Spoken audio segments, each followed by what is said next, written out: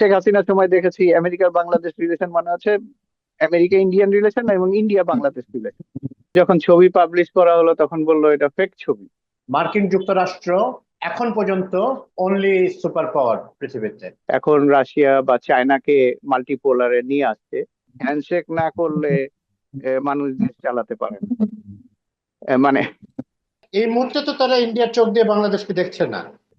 এখানে কিন্তু সালাউদ্দিন বা আমির খসরু বা এরা এরা কিন্তু যেতে পারতেন, কিন্তু টপ লেভেলের নেতাটাই গেছে এবং এটা নিয়ে সমালোচনা আবার বিভিন্ন জায়গায় দেখেছি। আসল উদ্দেশ্য হচ্ছে রোহিঙ্গা।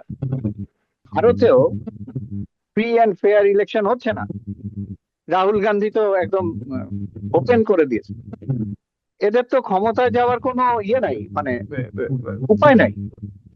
এদের বিরোধী দলে থাকতে হবে। They have to learn. তারপরেও দেখেন পাকিস্তান কি, মানে এ কিন্তু ট্রাস্ট মেনটেন করে কাজ করছে। চীনের সাথে ডিল হচ্ছে, কোনো প্রবলেম হচ্ছে না। আমেরিকার সাথে ডিল হচ্ছে, কোনো প্রবলেম হচ্ছে না। আমেরিকা তো মহা খুশি, মানে গ্রেট ম্যান, মানে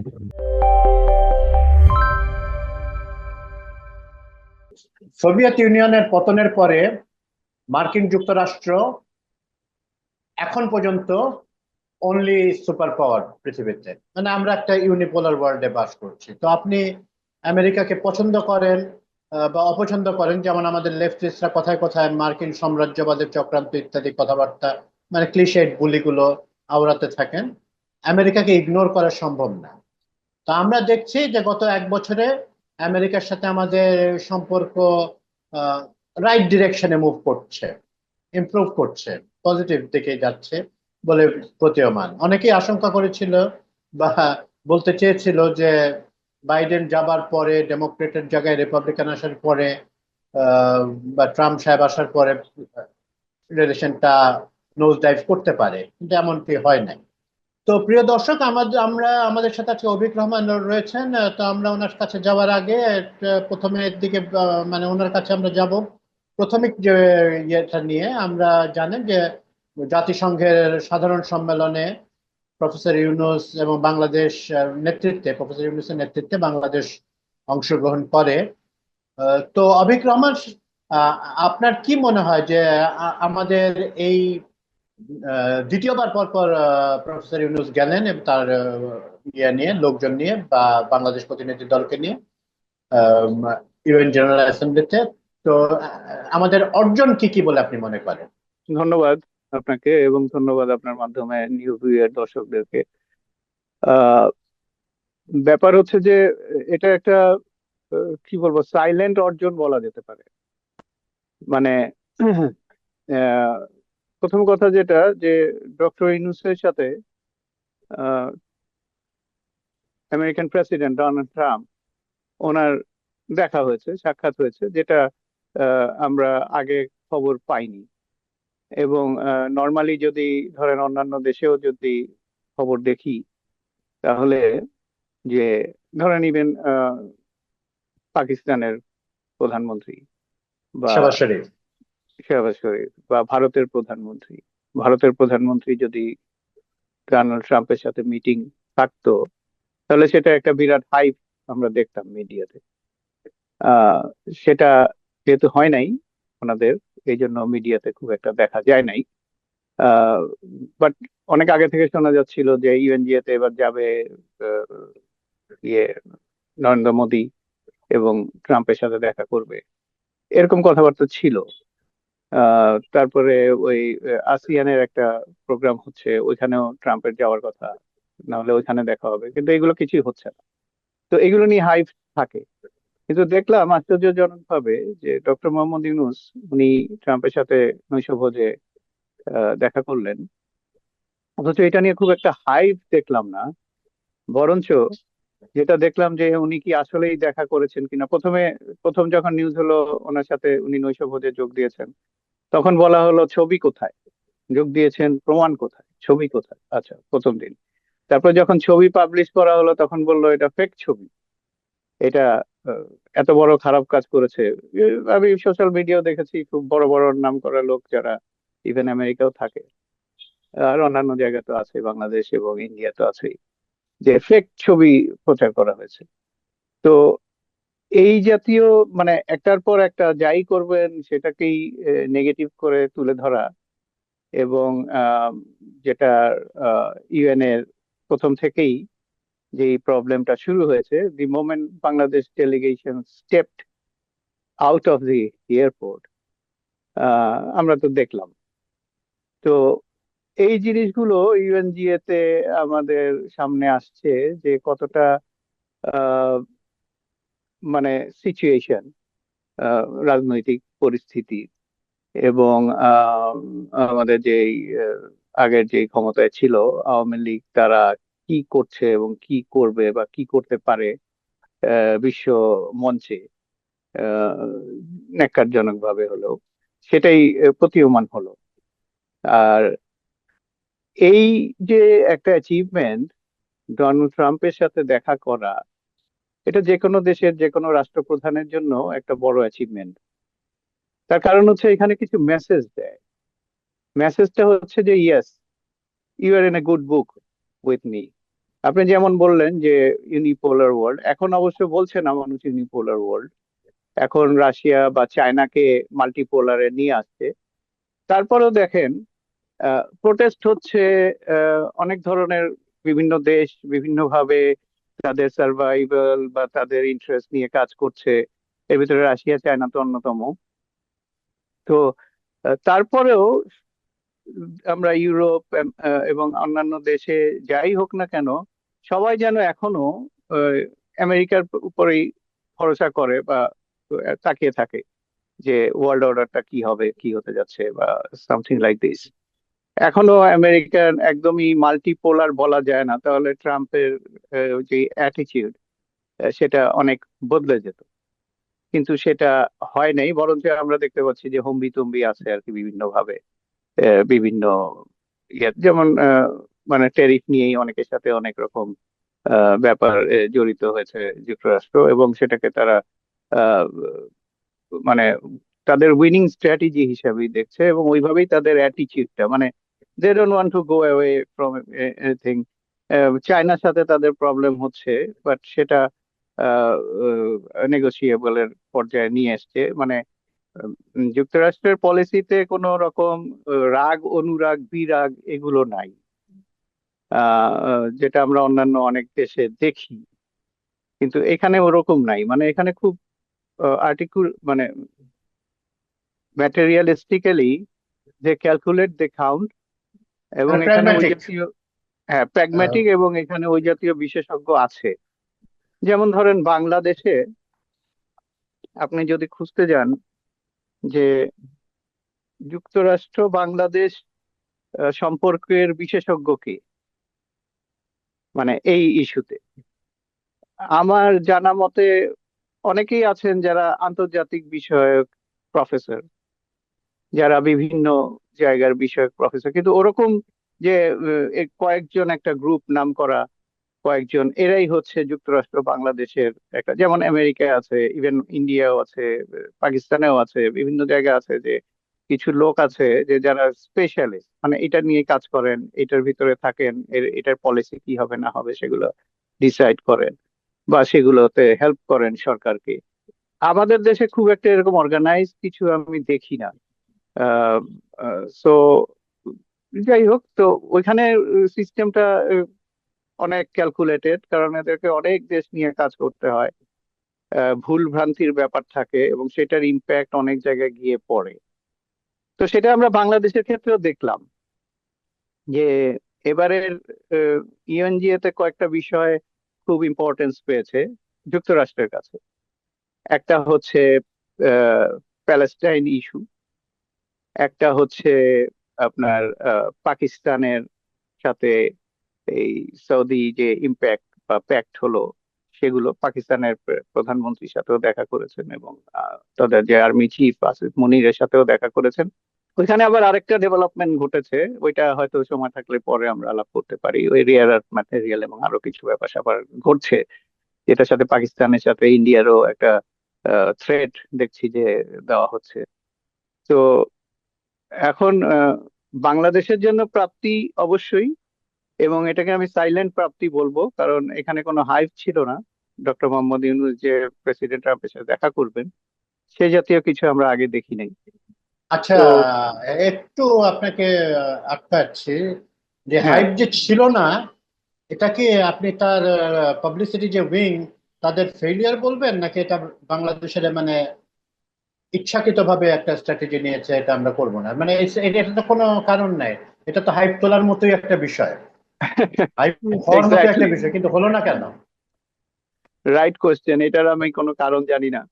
আহ, মানে এটা হতে পারে যে কনফার্ম ছিল না, সেটাও হতে পারে যে আহ, কিন্তু এগুলো কনফার্ম থাকে। এগুলো নৈশভোজের ব্যাপারটা তো কনফার্ম থাকার কথা। আহ, আহ, আমেরিকান রাষ্ট্রদূত, সরি, প্রেসিডেন্টের সাথে দেখা, এগুলো অনেক আগে থেকে সেট করা থাকে। এগুলোই আমি বলছি যে এই, মানে আমার কাছে যেটা মনে হয়েছে যে হাইপ না হওয়াটা ঠিকই আছে, মানে আচ্ছা। ভালোই হয়েছে। তার কারণ হচ্ছে যে সবাই হাইপ করে। তো ডক্টর মোহাম্মদ ইউনূস, ওনার যেই স্ট্যাটাস, ওনার যেই লেভেল, উনি তো পলিটিশিয়ান না, উনি একজন টেকনোক্র্যাট বা এন্টারপ্রেনিয়ার। উনি কিন্তু, ওনার কিন্তু অনেক ব্যবসা বাংলাদেশে উনি তৈরি করেছেন, ইন্ডাস্ট্রিয়ালিস্ট উনি অ্যাকচুয়ালি। গ্রামীণের যে কতগুলো সেক্টর আছে, টেক্সটাইল থেকে শুরু করে অনেক কিছু। তো উম, ওনার চিন্তা চেতনা সাথে ম্যাচ করে এই জিনিসটা। আহ, এবং যার ফলে Sure. পরবর্তীতে একটা সারপ্রাইজিং এফেক্ট চলে আসছে। আহ, এটা মনে হয় যে ওনার পলিসি সম্ভবত, যে না ঠিক আছে, বাট দিস সুটস। এবং এটা মনে হয়েছে আমার কাছে যে এরকমই হওয়া উচিত।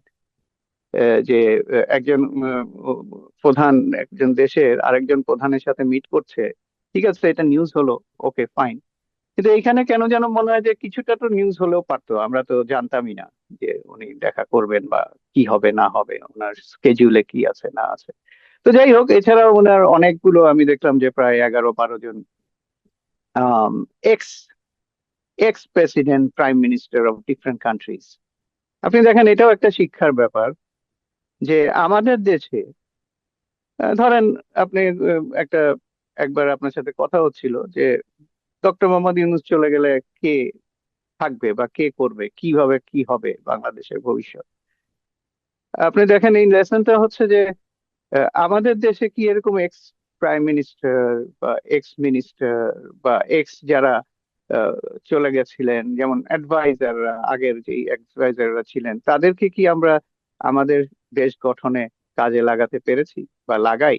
বা আমাদের কি ওই মানসিকতা আছে? কিন্তু ওয়ার্ল্ডে দেখেন প্রায় 12টা 13টা 11টা 12টা দেশের এক্স যারা, তারা ডক্টর ইউনূসের সাথে আহ, দেখা করলেন, ইউএনএ গিয়ে দেখা করলেন। তো সেটা নিয়ে আরেকটা প্রসঙ্গ চলেই আসে ইন্টারেস্টিংলি। সেটা হচ্ছে যে আজ এইবার কিন্তু বাংলাদেশে ডক্টর মোহাম্মদ ইউনূস 6জন আহ, রাজনীতিবিদদের, পলিটিশিয়ান। পলিটিশিয়ানদেরকে উনি নিয়ে গেছেন 3টা পার্টি। এবং 3টা পার্টিকে সিলেক্ট করাটাও খুব ইন্টারেস্টিং। কাদেরকে সিলেক্ট করেছেন? কারণ আরো তো অনেক পার্টি আছে বাংলাদেশে, তো এখন পার্টির অভাব নাই এবং প্রতিনিয়ত রেজিস্ট্রেশনের জন্য অ্যাপ্লাই হচ্ছে। যদিও এনসিপি রেজিস্ট্রেশন এখনো হয় নাই, প্রবাবলি তাদের ওই প্রতীক নিয়ে একটা চিন্তা ভাবনা আছে। এটাও একটা মানে ডিসকর্ডের মতো অবস্থা। তো কেন হচ্ছে সেটাও আমি জানি না। খুব স্বাভাবিক, একটা শাপলা প্রতীক, দেশের প্রতীক, দেশের ইয়ে, এটা যেমন একটা কনসেপচুয়াল ব্যাপার।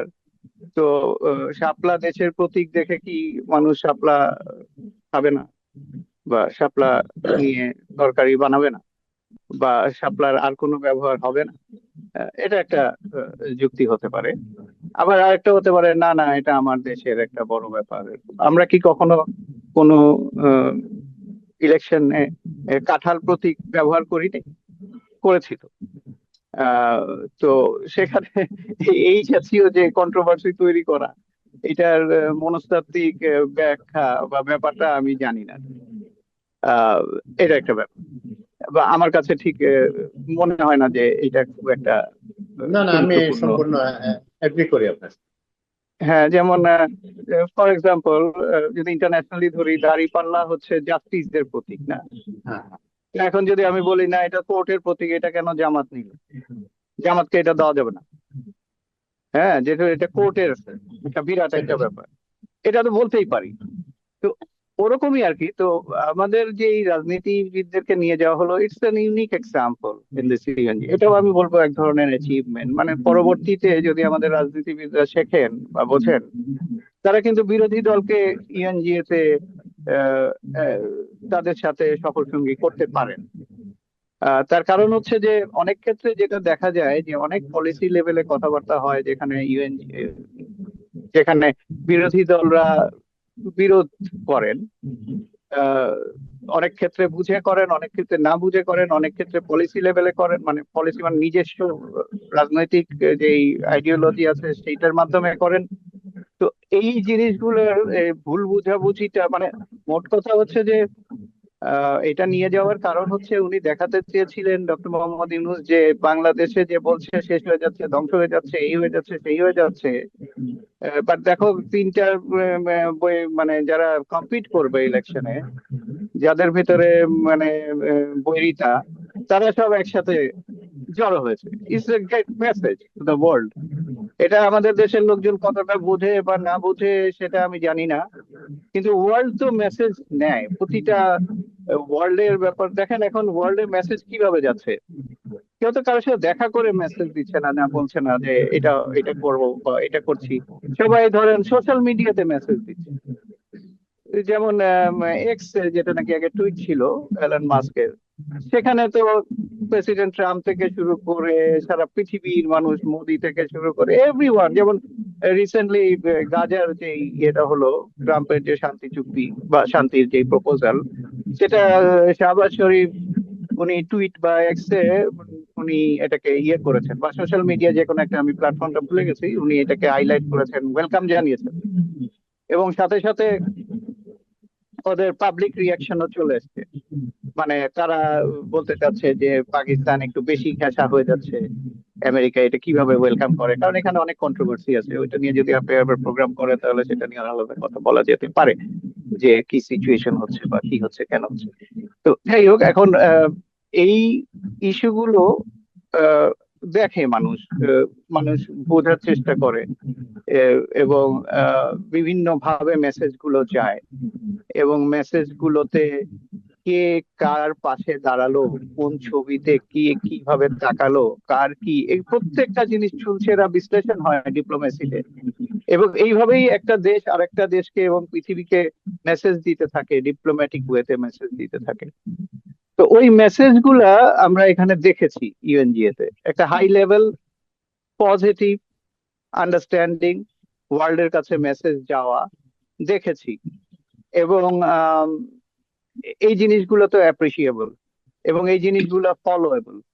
এগুলো যদি আমরা ফলো করি, বাংলাদেশের যে কারণ একটা দেশের স্বাধীনতা, সার্বভৌমত্ব, সিকিউরিটি নির্ভর করে তার দেশের লোকের উপরে। আমরা যতই অন্যকে ব্লেম করি না কেন, আসলে ব্লেমটা আমাদের নিজেদের। আমরা যদি নিজেরা ঠিক করতে না পারি, বাইরের কেউ এসে ঠিক করে দিবে না। Nobody will do. এবং এই জাতীয় লিডারশিপের অবশ্যই দরকার আছে, mature leadership as well as understanding, যে what message we are going to give. আমরা ওই মনে করেন যে আহ, একটু শেপ হতে হবে আমাদের ফরেন পলিসি এবং এদেরকে। আহ, না হলে যে ইউএনজিএ তে যে অঘটনটা ঘটলো, সেটা অবশ্য স্মার্টনেস এর অভাবে হয়েছে। স্মার্টনেস বলতে আমি বুঝাচ্ছি যে আম, কিভাবে আমি হ্যান্ডেল করব জিনিসটাকে, আমার জানা জিনিস, রিস্ক আছে, রিস্কটা আমি কিভাবে মিটিগেট করব। যেখানে রিস্ক আমি জানি সেটাকে মিটিগেট করছি না বা করতে পারছি না, বা মনে হচ্ছে যেন যে করতে দিচ্ছি না, এরকম একটা ব্যাপার। তো এই জিনিসগুলো তো প্রবলেমেটিক। প্রবলেমেটিক বলতে আমাদের রাজনীতিবিদরা এক হয়ে গেল ধরলাম, কিন্তু আমাদের ব্যুরোক্রেট যারা অ্যাডমিনিস্ট্রেশন, তারা আরেক ধাঁচের বা আরেক ধারার, বা যেই পূর্বের যেই আগেকার যেই শাসন ব্যবস্থা বা প্রণালী ছিল সেই তাদেরকে সাপোর্ট করা শুরু করলো। তো তখন তো আচ্ছা কোনো কিছুই। সরকার, হ্যাঁ। আচ্ছা অভিক ভাই, এখানে সরকার একটা ব্যাখ্যা দেবার চেষ্টা করেছে, আপনি নিশ্চয়ই এটা দেখেছেন, যে তাদের ডিপ্লোম্যাটিক পাসপোর্ট ছিল না, এই জন্য তাদেরকে আলটিমেটলি যে মোটরকেডে যাওয়ার কথা সেখানে তাকে যেতে দেওয়া হয়নি, এবং অন্য একটা গেট দিয়ে, যে গেট দিয়ে মানে যে প্রথাগত গেট, নর্মাল গেট দিয়ে বেরোতে হয়েছে। তো জামাত এই খবরটা তারা সবসময় অবজার্ভ করছেন এবং তাদের লিডারকে তারা নিয়ে গেছে, এবং ইউনূস সাহেবদেরও তারা কিছুটা প্রোটেক্ট করারও চেষ্টা করেছে। তো সরকারি ব্যাখ্যা, এটা কি আপনার কাছে স্যাটিসফ্যাক্টরি মনে হচ্ছে এই ঘটনাটা? না, এটা সরকারও স্যাটিসফাইড না, কারণ আমরা যা শুনেছি সরকারও বলছে এটা সরকার মানে আহ, যারা এখানে ডেলিগেশনে গেছিলেন বা যারা, না, তারা আমি বলছে বলতে যে চাচ্ছিলাম ডক্টর যে সরকার যে এক্সপ্লেনেশনটা দিয়েছে সেটা কি আপনার কাছে সন্তোষজনক মনে হয়? সেটাই বলছি, আমার সন্তোষজনক ইম্পর্টেন্ট না। ইম্পর্টেন্টটা হচ্ছে যে সরকার এটার পরে কি বলছে। সরকার বলছে যে তারা এটাকে খতিয়ে দেখবে, ইনভেস্টিগেশন হবে, এবং ডক্টর মোহাম্মদ ইউনূস নাকি এটাকে সিরিয়াসলি নিয়েছেন। এটাই নেওয়াটাই স্বাভাবিক, এখানে অস্বাভাবিকতার কিছু নাই। এবং আমার প্রবাবলি আমার মনে হয় যে সরকার জানে এই প্রবলেম গুলা বিভিন্ন জায়গায় হচ্ছে, কিন্তু সরকারের করার কিছু নাই এরকম মনে হচ্ছে, বা ইমিডিয়েট করতে পারছে না, কারণ সরকারটা তো দুইজনের লোক না, অনেক কিছু অনেকে ডিসাইড করে। উপর থেকে একটা কথা আসলো, সেটা যখন ইমপ্লিমেন্টেশন পর্যায়ে যাবে সেখানে গিয়ে তো আর উপরের লোকজন গিয়ে বসে বসে দেখবে না কে কি কোথায় কি করছে না করছে। The point is job has to be done, এবং সেটার জন্য গ্রাউন্ড লেভেলের লোক আছে, ইউএন এর বাংলাদেশের স্থায়ী মিশন আছে, এগুলো আছে, এগুলোতে পদ বদলায় নাই লোক, মানে যারা এখানে যে চিফ তারা শুনেছি যে তাদের সাথে অ্যাফিলিয়েশন আছে আওয়ামী লীগ গভর্নমেন্টের, কিন্তু এদেরকে বদলানো হয় নাই। তো বদলানো যেমন স্টেট ডিপার্টমেন্টের, সরি স্টেট ডিপার্টমেন্ট মানে বাংলাদেশের যে কনসুলার ইয়েতে, নিউ নিউ ইয়র্কে। ইয়র্কে, হ্যাঁ ওইখানে দেখলাম যে ওরা যখন ওই কনসুলেট বিল্ডিং এ ভাঙাভাঙি হলো, তো তখন তারা খুব অ্যাক্টিভ ছিল, এবং চার পাঁচজন বা হোয়াটএভার, নাম্বারটাও ক্লিয়ার না, তবে ডিটেইনড হয়েছে এবং তাদের বিরুদ্ধে ইনভেস্টিগেশন চলছে। তো এখানেও সেটা ছিল, কিন্তু পরবর্তীতে মানে এই প্ল্যানিংটা কেন এরকম হলো এটা নিয়ে এখন কোয়েশ্চেন তৈরি হয়েছে, সবার মধ্যে কোয়েশ্চেন তৈরি হয়েছে। সরকারকে অবশ্যই এটাকে ক্লিয়ার করে দিতে হবে তাদের ইনভেস্টিগেশনে কি এসছে। একটা আস্থার ব্যাপার এই গভর্নমেন্টের উপরে এসছে মানুষের, যে এরা ইনভেস্টিগেশন নিয়ে ছয় নয় করে না, বা ইনভেস্টিগেশনটা, বা ধরেন একটা ঘটনা ঘটে গেল, সেটা ভিকটিম, সরি ভিকটিম না, যারা করছে কালপ্রিটদের ধরতে বেশি সময়ও নিচ্ছে না এবং অরিজিনালি ধরা খাচ্ছে। এই যে আপনি খাগড়াছড়িতে যে ধর্ষণ কেসটা, হ্যাঁ এটা সরকার পরীক্ষা করলো, করে দেখালো যে বা দেখতে পেলো যে এখানে, এবং উম, মানে আমাদের যে একটা ব্যাপারে মানুষের আস্থা এসছে, যে সরকার যেই ভার্ডিক্টটা দিচ্ছে বা রুলটা দিচ্ছে অ্যাডমিনিস্ট্রেটিভ লেভেলে, সেটার উপরে মানুষের আস্থা আছে। দেখেন এই মানে এক জায়গা থেকে আরেক জায়গায় চলে যায়, কিন্তু উপায় নাই, মানে এমন ভাবে মানে আপনার প্রশ্নগুলো আসছে যে বলতে, কারণ এগুলো সব রিসেন্ট ইস্যু। এই যে খাগড়াছড়িতে যেই ঘটনা ঘটলো, প্রথম দিকে অনেক এনজিও আছে, এর ভিতরে হিউম্যান রাইটস যে সমস্ত এনজিও, এর ভিতরে আইন সালিশ কেন্দ্র এবং অনেকে আছে, তারা একটা স্টেটমেন্ট দিল ধর্ষণের বিচার, এই সমস্ত ব্যাপার। এবং পরবর্তীতে দেখেন এইটার এগেনস্টে আবার ভারতীয় পররাষ্ট্র দপ্তর স্টেটমেন্ট দিল যে না, এখানে আমাদের কিছু নেই, বাংলাদেশ নিজেদের আইন শৃঙ্খলা রক্ষা করতে পারছে না, এটা তাদের ব্যর্থতা।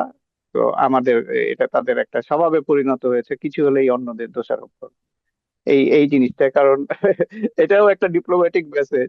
ডক্টর মোহাম্মদ ইউনূস ইউএনজিও তে গিয়ে বলেছিলেন যে উম, এটা ভারতের মিডিয়ার স্বভাব, যে তারা ফেক নিউজ ছাড়া আহ, ভুল নিউজ দেয়, মিথ্যা কথা বলে, এটা স্বভাব। তো দেখেন ল্যাঙ্গুয়েজটা ঠিক ওরকমই ফেরত আসলো, একদম টিট ফর ট্যাট টাইপের ল্যাঙ্গুয়েজ। এগুলো খুব ইন্টারেস্টিং ডিপ্লোম্যাটিক ইস্যু। এটা নিশ্চয়ই ইন্ডিয়ানরা ওইভাবে করেছে, এটার ব্যাপারে কথা হয়েছে যে মিডিয়া যে কি ফেক নিউজ ছাড়াচ্ছে কি না ছাড়াচ্ছে। ডক্টর মোহাম্মদ ইউনূসের আরো কিছু কিছু পয়েন্ট ছিল, সেগুলো আমরা পরে আলাপ করব। তো এই যে এরপরে দেখা গেল যে এই আইন সালিস এবং অন্যান্য যারা হিউম্যান রাইটস তারা আবার একটা স্টেটমেন্ট দিয়েছে, ওইখানে কিন্তু আর ধর্ষণটা নাই। তাদের ওই স্টেটমেন্টে আছে যে উম, আহ, এবং এগুলো আবার আমাদের মিডিয়ার যে হেডলাইন যায় সেগুলো খুব দেখার মতো জিনিস। প্রথম আলো এক জাতীয় স্টেটমেন্ট করেছে, সমকাল আরেক জাতীয় স্টেটমেন্ট করেছে। তো সমকালে ধর্ষণটা যে বাদ গেছে সেই ইম্পর্টেন্ট ইস্যুটা চলে এসছে, প্রথম আলোতে আবার সেটা আসে নাই।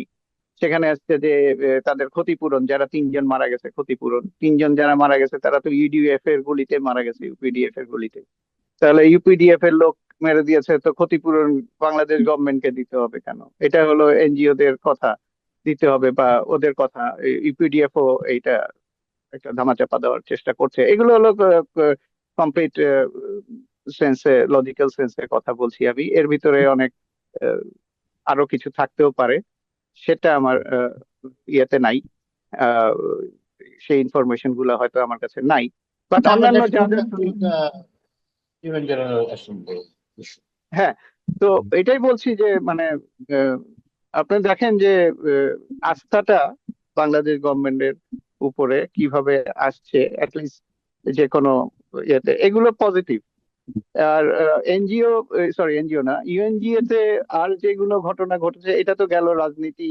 তারপরে ট্রাম্পের সাথে দেখা করা, ট্রাম্পকে উনি ইনভাইট করেছেন, ডক্টর মোহাম্মদ ইউনূস বাংলাদেশে আসার জন্য। It's a very good and positive, এবং ট্রাম্প এটাকে এগ্রি করেছেন। এবং ট্রাম্প যদি এগ্রি করে থাকেন, হি মাইট কাম, যে কোনো একটা সময় উনি হয়তো আসতে পারেন, এবং আসলে হয়তো ইলেকশনের আগেই উনি আসতে পারেন, যদি ওনার ওই বেল্টে কিছু থাকে। আমরা জানি না কিভাবে হবে। ইউএনজিএ তে ইউএনজিএ তে ট্রাম্পকে আহ, গিয়ে ডক্টর ইউনূস ট্রাম্পকে ইনভাইট করলেন বাংলাদেশে। এছাড়াও পাকিস্তানের শাহবাজ শরীফ সাহেব প্রধানমন্ত্রী, উনি ডক্টর মোহাম্মদ ইউনূসকে ইনভাইট করেছেন পাকিস্তানে যাওয়ার জন্য। এগুলো কিছুটা ঐতিহাসিক ডেভেলপমেন্ট। ইউএনজিএ তে পাকিস্তান এবং আমেরিকার সম্পর্ক আরো নিবিড় হয়েছে। আমরা দেখলাম রেয়ার আর্থ ম্যাটেরিয়ালের একটা স্যাম্পল নিয়ে গেছে পাকিস্তান গভর্নমেন্ট, এবং ওনাকে দেখিয়েছেন। এবং ওনাকে একটা এই সাথে সাথে একটা পোর্টেরও অফার দেওয়া হয়েছে, একটা পোর্ট, পাসনি পোর্ট, পাকিস্তানের, যেটা গাওদার পোর্টের পাশেই, ধারে কাছে। ওইখান থেকে ওরা ট্রেন লাইন বানাবে আমেরিকা। এটা গেল পাকিস্তানের কথা। আর বাংলাদেশে তো এই অ্যাচিভমেন্ট, আর এছাড়াও বাংলাদেশের যে ডেলিগেশন বলা হচ্ছে, এত ডেলিগেশন নিয়ে কেন গেছে, এত কিছু, এগুলো কেন বলা হয় জানি না। ডক্টর মোহাম্মদ ইউনূসের এটা শেষ সফর, আমেরিকার শেষ সফর, হবে কিনা আমি জানি না, বাট ইউএন এর শেষ সফর। এবং এখানে অনেক ধরনের লোক আছে এই জায়গাটা একটা নেটওয়ার্কিং করার জন্য, এই জায়গাটায় কথাবার্তা বলার জন্য। এখানে অনেক ধরনের লোক দরকার হয়, কিন্তু আগের গভর্নমেন্টে যখন দেখেছি যে কোনো মিটিংই হতো না, মানে আসতো যেত, মানে আর এখন আপনি দেখেন ডক্টর মোহাম্মদ ইউনূস এই বয়সে এই জেট ল্যাগ, আপনি তো মানে আমরা তো সবাই জানি এই জেট ল্যাগটা কত কষ্টকর। এই জেট ল্যাগ, ওনার মতো বয়সের লোক এই জেট ল্যাগ নিয়ে উনি মানে কি করে যাচ্ছেন না, এবং একের পর এক মিটিং করছেন, কত লোক আসছে ওনার সাথে দেখা করতে। মানে ইটস সামথিং লাইক উনি বসে আছেন, লোকজন এসে তার সাথে ছবি তুলতে চাচ্ছে, এ করছে, মানে অনেক, ম্যাক্সিমাম আমরা চিনিই না। কিন্তু এরা সব হাই লেভেলের, সব এক একজন এক এক দেশের রাষ্ট্রপ্রধান থেকে শুরু করে বিভিন্ন ধরনের এজেন্সির লোকজন এখানে আছেন। তো এই জিনিসগুলো তো ওনার সাথে হয়, এই নেটওয়ার্কিংটা হয়, যার ফলে ওনার সফর সঙ্গী যারা, তাদেরও একটা নেটওয়ার্কিং হয়ে যায়। এটাকে তো পজিটিভলি নেওয়া উচিত, এটাকে তো আমাদের মানে প্রাপ্তি হিসাবে নেওয়া উচিত, যে আমরা এক্সট্রা পেয়ে যাচ্ছি। এই জিনিসগুলো আমাদের লোকজন দেখে নাই কখনো। কয়টা মিটিং হতো বলেন আপনি, প্রধানমন্ত্রী যারা যেত, কয়টা, কোনো মিটিংই তো হতো না। ওইখানকার যে সেট মিটিং ছাড়া আদারওয়াইজ কোনো মিটিং হতো না। তো এগুলো অ্যাচিভমেন্ট। এটা ইউএনজিএ, গতবারও ডক্টর মোহাম্মদ ইউনূসের এই অ্যাচিভমেন্ট ছিল, এইবারও অনেক অ্যাচিভমেন্ট ছিল, এবং এগুলো খুব সাইলেন্ট অ্যাচিভমেন্ট। মানে এখানে কিন্তু বিডার চেয়ারম্যানও গেছে আশিক, এবং এছাড়াও মানে বিজনেস কমিউনিটিরা গেছে, এবং এই রাজনীতিবিদরা কিন্তু বিজনেস কমিউনিটিদের সাথে মিট করেছে, সো দ্যাট দে গেট আস্থা যে আমরা বাংলাদেশে আসলে যারা আছে এখানে, তারা আমাদেরকে যেই ক্ষমতায় আসুক তারা আমাদেরকে এন্টারটেইন করবে বা তারা এই এই পলিসিটা চেঞ্জ করে ফেলবে না। এই সমস্ত জিনিস কিন্তু ইম্প্যাক্ট করে। যেমন doctor, sorry, mister Fakhrul Islam Alamgir, উনি যে গেলেন, উনি এই বয়সে অসুস্থতা, তারপরে উনি গেছেন। তার কারণ একটা বিএনপি এটাতে একটা ইম্পর্টেন্স দিয়েছে। এখানে কিন্তু সালাউদ্দিন বা আমির খসরু বা এরা এরা কিন্তু যেতে পারতেন, কিন্তু টপ লেভেলের নেতাটাই গেছে, এবং এটা নিয়ে সমালোচনা আবার বিভিন্ন জায়গায় দেখেছি, কেন ওনাকে পাঠানো হলো, উনি ওইখানে কি করতে গেছে, এই সমস্ত অদ্ভুত অদ্ভুত কথা আর কি। এবং এগুলো বিভিন্ন ইন্টারন্যাশনাল যারা বাঙালিরা ব্লগার কথা বলেন তাদের কথা শুনি, এবং শুনে খুব অবাক লাগে যে আহ, যেটা সবচেয়ে একটা ইউনিক একটা এক্সাম্পল এক্সপেরিয়েন্স, যেখানে টপ লিডারদেরই যেতে হবে, যাওয়া উচিত। সেখানে যেমন এনসিপি তে যারা দুইজন ওরা সিলেক্ট করেছে, ভালো দুইজন সিলেক্ট করেছে, যদিও একজনকে নিয়ে কন্ট্রোভার্সিও তৈরি করে ফেলেছে। ওই যে একটা যেটা নো ইস্যু সেটাকে ইস্যু বানানোর একটা বিরাট চেষ্টা, এবং সেটাকে পলিটিক্যালি লিঙ্ক করে দেওয়া যে হ্যান্ডশেক না করলে মানুষ দেশ চালাতে পারে না। মানে যুক্তিগুলা খুব, মানে এটা একটা কমেডি। বাংলাদেশের মানুষের এই যে বিভিন্ন কারণে যে যুক্তি দেখায়, এটা আমার কমেডি ছাড়া আর কিছুই মনে হয় না। মানে আমি মিলাতেই পারি না, আমার হাস্যকর যে যে যেই কথাগুলো বলছি, যেগুলো আসছে, আপনি একটু বিবেচনা করে দেখেন যে স্বাভাবিক মানুষ কমন সেন্স দিয়ে এগুলো কিভাবে বলে। রাজনৈতিক, এবং এগুলা খালি তো মানে জনগণ বলে না, এগুলো যারা টক শো খুব করে, রেসপন্সিবল পজিশনে আছেন এমন লোকও বলে। হ্যাঁ এমন লোকই বলে, এমন লোকও না, তারাই একটা ইয়ে তৈরি করে, একটা বয়ান তৈরি করে, নেগেটিভ বয়ান তৈরি করে, যে যার মতো করে করে আর কি, যার যেখানে ইন্টারেস্ট সেখানে করে। আহ, এমনকি আছে আর কি, অনেকে অনেক পলিটিক্যাল নেতাদেরকেও ফলো করে, তাদের স্টাইলে কথা বলে। অনেক অ্যাঙ্করকে দেখলাম যে আমাদের এক বড় নেতার স্টাইলে, ওই পজে, ওই শব্দ, ওই চয়নে আজকাল কথা বলছেন। ভালোই লাগছে আর কি যে অ্যাঙ্করদের অবস্থা কি। এনিওয়ে, মানে যারা টক শোতে মানুষের মতামত ইয়ে করেন, বিশ্লেষণ করেন, এবং মানুষের মতামত তৈরিতে যারা সাহায্য করেন, তো তারা যদি এই জাতীয় তৈরি করেন তাহলে আমাদের জন্য বিপদ আছে। মানে আমি বলবো অ্যাডমিনিস্ট্রেশন, রাজনীতিবিদদের থেকেও যারা এই যে আহ, ওই অনেকটা ওই আলগা কথাবার্তা যারা বলেন, মানে এদের তো আসলে দরকার নাই। মানে আমাদের বাংলাদেশ চালানোর জন্য এই যে আমাদের মতো লোকজনের কথাবার্তার আসলে দরকার নাই, নো নিড। কারণ আমাদের অ্যাডমিনিস্ট্রেশন তারা জানে কি করছে বা কি হচ্ছে, আমাদের যারা সরকার আছে তারা জানে কি হচ্ছে না হচ্ছে, আমরা তো কিছু জানি না কি হচ্ছে না হচ্ছে। আমরা ওই যে ফোড়ন কাটার মতো অবস্থা, আমরা হঠাৎ করে যে এইটা বলছি সেটা বলছি, ভিতরটা কিছু। আমি সাংবাদিকতা করেছি তো বাংলাদেশে, নিউজ পেপার জার্নালিজমে ছিলাম। তো আমি দেখেছি যে আমাদের বাইরে যে সমস্ত, আমরা না জেনে যে সমস্ত কথাগুলো বলি, তার থেকে হাজার গুণে ভালো বলে এবং বোঝে হচ্ছে যারা সেক্রেটারিয়েটে থাকেন, যারা অ্যাডমিনিস্ট্রেশন চালান। আমাকে সাংবাদিকতার কারণে তাদের সাথে কথা বলতে হয়েছে এবং বিভিন্ন কারণে বলতে হয়েছে, এবং দেখেছি তারা অনেক লজিক্যাল, যেটা আমরা বুঝি না বাইরে থেকে, কিন্তু একটা মানে চাপিয়ে দেওয়া হয়, অনেক কিছু করা হয়। তো ওই হিসাবে বলছি যে এই যে আহ, এই ধরেন ইউএনজিএ নিয়ে সমালোচনা, ক্রিটিসিজম, এখানে নেগেটিভ কি থাকলো? হ্যাঁ, নেগেটিভ যারা করেছে করেছে। এখন একজন একজনকে যদি খুন করে ফেলে, তো আপনি কি দোষটা দিবেন যাকে খুন করে ফেলা হয়েছে তাকে, না যে খুন করেছে তাকে? কিন্তু হয়ে যাচ্ছে এরকম যে মানে কেন ওনারা বুঝলেন না, কেন এই হলো না, কেন সেই হলো না, যে করেছে সেটা খুব একটা ইয়ে না আর কি, মানে সে তো করবেই, মানে এরকম একটা। কিন্তু সেখানেও তো নিন্দনীয় ব্যাপার থাকে, আপনি কত দিকে সামলাবেন, কত দিক দেখবেন। এই যে রাজনীতিবিদরা যদি ইলেকশনটাকে ঠিক মতো না করে বা করতে চায়, তাহলে এই সরকারের পক্ষে তো সম্ভব না। আহ, তারাই তো জনমত তৈরি করবে, তারাই তো জনগণকে নিয়ে আসবে, তারাই কে আস্থার একটা জায়গা তৈরি করবে। তারা যদি বলতে থাকে এই সরকার রাজনীতি বা ইলেকশন ঠিক মতো করতে পারবে না, হ্যাঁ, যেমন আজকের কথা হচ্ছিল যে দুর্গাপূজা, যে দুর্গাপূজাটা যদি ঠিক না হতো তাহলে বোঝা যেত সরকারের পক্ষে ইলেকশন করা সম্ভব হচ্ছে না।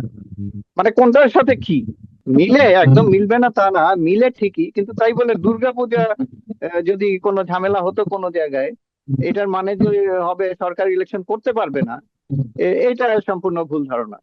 বা এটাও এক জাতীয় মানে কমেডি আর কি, কমেডি টাইপ লজিক এই সমস্ত জায়গায় দেওয়া হয়। মানে একটা, যে আমার দাঁড়িয়ে আছে, রবীন্দ্রনাথের দাঁড়িয়ে আছে, ছাগলের দাঁড়িয়ে আছে, তো আমি রবীন্দ্রনাথ, ছাগল সবাই ছাগল হয়ে গেলাম, এই জাতীয় যুক্তি তো ফ্যালাসি একটা সাবজেক্টই আছে ইয়েতে, লজিকে। তো এইগুলো তো মানে দিস ইজ নট পজিটিভ। আমাদের দেশটাকে গড়তে হবে, তো ধ্বংস করতে তো আমরা আসি নাই। আমাদের দেশকে গড়ার দেশ, এই দেশটাকে না গড়লে আমরা যাব কোথায়? আমাদের তো আর কিছুদিনের পরে যদি ঠিক মতো না কিছু করি, তাহলে তো রোহিঙ্গাদের মতো পানিতে চলে যেতে হবে। সমুদ্র তো আছে আমাদের দিকে তাকিয়ে, তো সমুদ্রে গিয়ে থাকতে হবে। তো এই হচ্ছে আমাদের মেন্টালিটি বদলানো দরকার, যেটা সরকার বোঝানোর চেষ্টা করছেন, সরকার দেখানোর চেষ্টা করছেন যে মেন্টালিটি কিভাবে বদলাতে হয় এই রাজনীতিবিদদের নিয়ে গিয়ে। এবং সেখানে বিভিন্ন রকম বিজনেস, এবং সবচেয়ে বড় জিনিস এটার সাথে যে জিনিসটা চলে আসে, যে ওইখানে আমেরিকার সাথে, যেহেতু এটা ইউএনএ মানে নিউ ইয়র্কেই হয়, এবং সেখানে আমেরিকান ব্যবসায়ীরা অনেকেই যান। বিভিন্ন সময় ওয়ার্ল্ড ব্যাংকের লোকজন থাকে, সমস্ত বড় বড় ইনস্টিটিউশনের লোকজন থাকে। এটা তো সব তো ঘুরতে যায় না ওটা, কারো সময় নাই ওখানে ঘুরতে যাওয়ার। সবাই তাদের নিজস্ব নিজস্ব কাজে, নিজস্ব নিজস্ব কথাবার্তা, এজেন্ডা নিয়ে যায়। তো সেখানে তো আমি দেখি নাই যে বাংলাদেশের ডেলিগেশনে খুব একটা উল্টাপাল্টা লোকজন আছে। বেশিরভাগই যারা যেই কাজে গেছে সেই কাজেই ছিল, এবং সবাই ভাগ করে সেই সেই ব্যাপারটা তো খুবই অ্যাপ্রিসিয়েবল। এবং আমরা দেখবো যে পরবর্তীতে কি হলো এর ফলে। তো এই হচ্ছে আমার আমার মতে ইউএনজি এর বাংলাদেশের একটা সাফল্য। এটা তো হলোই, আমাদের পরিবর্তন দরকারের কথাটা আপনি ভালো বুঝিয়েছেন। আর বলা হয়েছিল 104 জন গেছেন, আসলে গেছেন 62 জন। তো সেখানেও এক ধরনের মানে ইচ্ছাকৃতভাবে মিসলিডিং ইনফরমেশন স্প্রেড করা হয়েছে। আপনি ডক্টর ইউনূস যে ভাষণটা দিয়েছেন ইউএনজিএতে, সেটা সম্পর্কে আপনার অবজারভেশন গুলো একটু আচ্ছা, শেয়ার করবেন। আচ্ছা। হ্যাঁ, এটা আমি ভাবছিলাম যে মিস হলো কোনটা, রাইট। ডক্টর ইউনূসের ভাষণ তো মানে আহ, খালি ইউএনজিএতে না, উনি যেখানেই কথা বলেন সবাই মুগ্ধ হয়ে শোনেন, কারণ ওনার সাবস্টেন্স থাকে, ওনার কথার লজিক থাকে, এবং ওনার কথার সলিউশন থাকে। সবচেয়ে বড় জিনিস হচ্ছে এটা, মানে উনি একটা প্রবলেম উত্তোলন করে ছেড়ে দেন না। উনি ওনার মতো করে প্র্যাগম্যাটিক্যালি, যেটা প্র্যাকটিক্যালি ইজি টু সলভ, এরকম কিছু অদ্ভুত অদ্ভুত সলিউশন, মানে অদ্ভুত বলছি না, মানে এরকম কিছু মানে সলিউশন যেগুলো আমাদের মাথায় আসে না নর্মালি, উনি সেই সলিউশন গুলো দিয়ে থাকেন। তো উনি আহ, যথার্থই বলেছেন, এবং স্ট্রংলি যে প্যালেস্টাইন ইস্যুতে কথা বলেছেন, গাজার ইস্যুতে কথা বলেছেন, এবং যেটা বাংলাদেশের স্ট্যান্ড, মানে চিরকালের স্ট্যান্ড ধরতে পারি, প্যালেস্টাইন। আর কারণ বাংলাদেশের আমরা জানি যে বাংলাদেশ যেহেতু যুদ্ধ করে স্বাধীন হয়েছে, প্যালেস্টাইনও সেই যুদ্ধটা করছে। তো স্বাধীনতার যুদ্ধ, সেই যুদ্ধটা স্বাধীনতা, হ্যাঁ ইন সেন্স তাই, অকুপাইড অবস্থায়। তো স্বাধীনতার যুদ্ধের জন্য আমরা যেহেতু we are A freedom fighter nation, we always welcome freedom fighting. অবশ্যই এটা মানে ইমোরাল হলে হবে না, যারা মানে যাদেরকে অপ্রেস করা হচ্ছে, আহ, তো এটা তো নির্দ্বিধায় বলা যায়। Almost more than 56,000 people died there, না 60 plus people died there, এবং তারপরে অনেকের লাশ খুঁজে পাওয়া যায় নাই, রাবলে পড়ে আছে, বিভিন্ন ভাবে পড়ে আছে। যাই হোক, এখন এটা হওয়ার কারণ হলো এখন খুব উত্তপ্ত এনভায়রনমেন্ট। এবং প্যালেস্টাইন ইস্যুতে ডক্টর মোহাম্মদ ইউনূস এর আগেও বলেছেন, এবং বলবেন, উনি নোবেল পিস লরেট, ওনার বলাটাই স্বাভাবিক, বলাটা উচিত। এছাড়াও উনি ওইখানে আহ, আপনার রোহিঙ্গা ইস্যু নিয়ে এসেছেন, যেটা আসলে ওনার আসল উদ্দেশ্য হচ্ছে রোহিঙ্গা।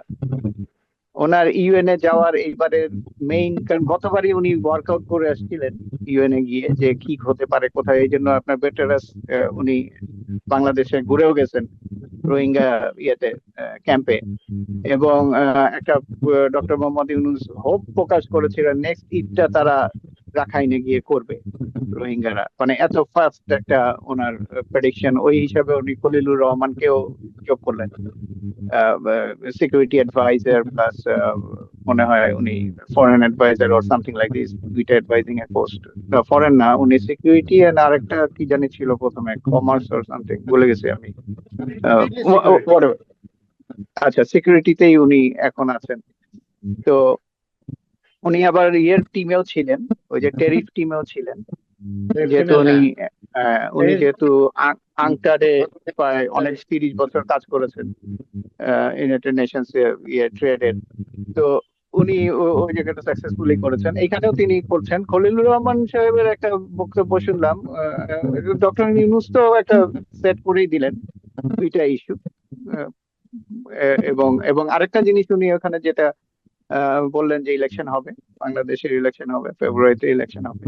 এই কিছু উনি স্টেটমেন্ট করে এসছেন, যে স্টেটমেন্ট গুলো প্রত্যেকটাই গুরুত্বপূর্ণ, ইম্পর্টেন্ট আমাদের জন্য এবং ওয়ার্ল্ডের জন্য। কারণ পৃথিবীর মানুষ আসলে কিন্তু 71-এও যেমন বাংলাদেশের দিকে তাকিয়েছিল, এই 2024-এর পরও কিন্তু পৃথিবীর মানুষ বাংলাদেশের দিকে তাকিয়ে আছে, যে what good Bangladesh can achieve. This is an experimental phase. বা দেখছে যে কি থেকে কি হচ্ছে, যেমন শেখ হাসিনার অর্থনৈতিক উন্নতির গল্প, সেই গল্পটা হওয়ার পরেও তাকে পাওয়ার ছাড়তে হলো। এটাও একটা এক্সাম্পল ওয়ার্ল্ডে, যে কি করলে কি হয়। মানে আপনি যতই যাই করেন, আপনি যদি ডেমোক্রেটিক রাইট ছিনিয়ে নেন মানুষের কাছ থেকে, তো সেটা কতটা ভয়ঙ্কর এবং বিপজ্জনক হয়ে যায়, যেগুলো আমরা এখন দেখছি বিভিন্ন জায়গায় হচ্ছে, একটার পর একটা। নেপালে হচ্ছে, বিভিন্ন জায়গায় হচ্ছে, মরক্কোতেও হলো, জেন জি যেটা ইন্দোনেশিয়ায় হলো, আন্দোলনগুলো। তো নেপাল। নেপালে তো আছেই। তো এই এই ইভেন ইভেন লাদাখে, এখন যেটা লাদাখে হচ্ছে।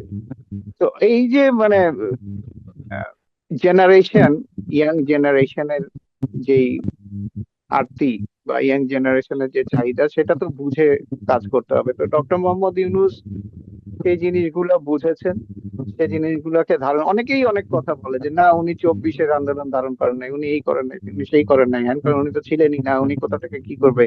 মানে এই যে অদ্ভুত অদ্ভুত লজিক সেগুলো আছে, সেগুলো খুব অবাক লাগে। বাট উনি তো মানে ধারণ করেছেন, একদম করেননি তা না, ধারণ করেছেন, এবং সেই অনুযায়ী উনি প্র্যাকটিক্যালি কি করা যায় সেই চেষ্টা করে যাচ্ছেন। তো ইলেকশনটা হবে, এটা সবচেয়ে বড় ইস্যু। এবং ডক্টর মোহাম্মদ ইউনূস ওখানে বিভিন্ন ফোরামে বলার চেষ্টা করেছেন যে ইলেকশন বাধা দেওয়ার চেষ্টা হচ্ছে, যারা ফ্যাসিস্ট, যারা যেহেতু তারা এখানে ইলেকশনে অংশ নিতে পারছে না, বাধা দেওয়ার চেষ্টা হচ্ছে। তো এগুলো নিয়েও আবার আওয়ামী লীগের ইলেকশনের পারবে কি পারবে না, ওই যে আপনার মেহেদী হাসান, উনি একটা ইন্টারভিউ নিলেন ডক্টর মোহাম্মদ ইউনূসের, জেটো নাম দিয়ে ওনার এখন নতুন একটা ইয়ে হয়েছে। ওনার সাথে আমার একবার দেখা হয়েছিল একটা রেস্টুরেন্টে, নিউ ইয়র্কে, নিউ ইয়র্কে না ভার্জিনিয়ায়। তো তখন কথা হচ্ছিল, তখন উনি বলছিলেন যে আমি তো বাংলাদেশে গিয়ে তো ওনার রিপোর্ট করতে, মানে ওনাকে ইন্টারভিউ করার আমার ইচ্ছা আছে, কিন্তু বাংলাদেশে গিয়ে তো করতে পারবো না বা পারছি না, তো দেখা যাক। তো উনি এই সুযোগটা নিয়েছেন, এবং সেখানে উনি ওনাকে এই ইলেকশন, বিশেষ করে আওয়ামী লীগের কেন ইলেকশনে আসতে পারবে না, বা আওয়ামী লীগ কি আসবে কি আসবে না, এটা নিয়ে অনেকক্ষণ ধরে ওনার সাথে ওনার কথাবার্তা উনি করেছেন, এবং এটাকে একটা বেসিক ইস্যু করেছেন ওনার টক ইন্টারভিউতে। যাই হোক, ওইটাতে আর আমি যাচ্ছি না, কিন্তু এই জিনিসগুলোর ইম্পর্টেন্স বোঝাতে আমি বলছি যে ইলেকশনটা একটা ইন্টারন্যাশনালি একটা জায়গায় ইলেক্টেড, যেটা ইন্ডিয়া প্রথম দিকেই চাচ্ছিল যে তাড়াতাড়ি করুন, তাড়াতাড়ি ইলেকশন দেন। আমাদের আরো অনেকে, বিএনপি এবং অনেকেই তাড়াতাড়ি চাচ্ছে, ইলেকশন চাচ্ছিল। এখন মনে হচ্ছে যেন এরা ইলেকশন তাড়াতাড়ি ওরকম কথা শুনি না, তবে এখন শুনি যে হ্যাঁ, ইলেকশনের পরের গভর্নমেন্টের সাথে সম্পর্ক ভালো হবে, এটা ইন্ডিয়ার কাছ থেকে শুনছি বিভিন্ন ভাবে। তো ইলেকশনের পরে কে গভর্নমেন্টে আসবে, দ্যাটস $1 মিলিয়ন কোয়েশ্চেন। সেটা নিয়ে অন্যভাবে কথা বলা যায়। তো এখন আমাদের ইউএনজিও তে খলিলুর রহমান, আমি যদি রোহিঙ্গা ইস্যুতে বলি, তো খলিলুর রহমানের যে কথাটা আছে সেখানে উনি বলছেন যে ওনাকে ছবি পাঠানো হয়েছে। আমরা অনেক ধরনের কথা শুনি আরাকান নিয়ে, ওনাকে ছবি পাঠানো হয়েছে। সেখানে দেখা যাচ্ছে যে আরাকান আর্মিরা রোহিঙ্গাদের সাথে বসে কথা বলছে, তাদেরকে মসজিদ বানিয়ে দিচ্ছে, এরকম এরকম ব্যাপার আর কি। মানে উনি বলছেন যে থিংস আর গেটিং বেটার, এবং আমাদের এইখানে রোহিঙ্গাদের এইখানে খাওয়া পড়ার ফান্ডের তুলনায়, হ্যাঁ, ফান্ড তো অত কনসেন্ট্রেট না করে we should concentrate on diplomacy and politics in Arakan. এই জায়গাটা আমাদের ফান্ড দেওয়া উচিত, এই জায়গাটা আমাদের কথা, এই জিনিসটা উনি তুলে ধরেছেন, এবং এগুলো খুব ম্যাচিউরড এবং ডিপ্লোমেসিতে ইফেক্টিভ হবে। কারণ এই আন্ডারস্ট্যান্ডিংটা সবার তো নাই ওনার কাছে, যে ওরা আরাকানরা যে পাঠিয়েছে, এবং বাংলাদেশ গভর্নমেন্ট এখন আরাকানের সাথে ওতপ্রোতভাবে কথা বলে চলেছে যাচ্ছে। কারণ আপনি জানেন যে আরাকানদের সাথে কিন্তু ভারতীয়দের সম্পর্ক রয়েছে। কারণ সুরাটে যেই ইয়েটা, পোর্টটা, চিটাগাং এর নিচের দিকে যেই পোর্টটা, ওটা ভেরি ইম্পর্ট্যান্ট একটা port in terms of bay of Bengal entrance. এবং ওইটাতে, যেই কারণে কিন্তু Saint Martin is also an important spot. যদিও এখানে বেস টেস হওয়ার কোনো সম্ভাবনা নাই, বাট লিস্ট বাংলাদেশের একটা ফুটিং আছে এরকম জায়গায়, যে ম্যাপে বাংলা চিটাগং পোর্ট, দেন নিচের দিকে গিয়ে হচ্ছে আপনার সোয়াটে, এই লম্বা যে লাইনটা, সোয়াটে, বার্মার, এবং তারপরে যেই এরপরে কিন্তু সেন্ট মার্টিন আরো নিচে, মানে একটা ভালো সমুদ্রের একটা জায়গায় সেন্ট মার্টিন। এবং তারপরে আবার আপনার ওই যে আন্দামান, আন্দামান যে ইয়েটা, ইন্ডিয়ান যে আইল্যান্ড, সেই জন্য আন্দামানও খুব ইম্পর্টেন্ট, এবং ওখানে ইন্ডিয়ানদের বেস আছে, নেভাল বেস আছে। কিন্তু Saint Martin is something else, এটা একটা খুবই কোরাল আইল্যান্ড এবং খুব ভঙ্গুর একটা আইল্যান্ড। এখানে বেস করাটা ভেরি টাফ, এবং ওইখানে সমুদ্রের যেই আহ, মানে কি বলবো, ওইখানে সমুদ্র খুব আনপ্রেডিক্টেবল। ওইখানে স্রোত এবং ঢেউ এবং এই জিনিসগুলো খুব আনপ্রেডিক্টেবল ওইখানে। আহ, আমার মনে আছে এই এক উড়িষ্যার ঘূর্ণিঝড়ে ব্রিটিশ হেলিকপ্টার ওখানে ডুবে গেছিল, they were in search mission.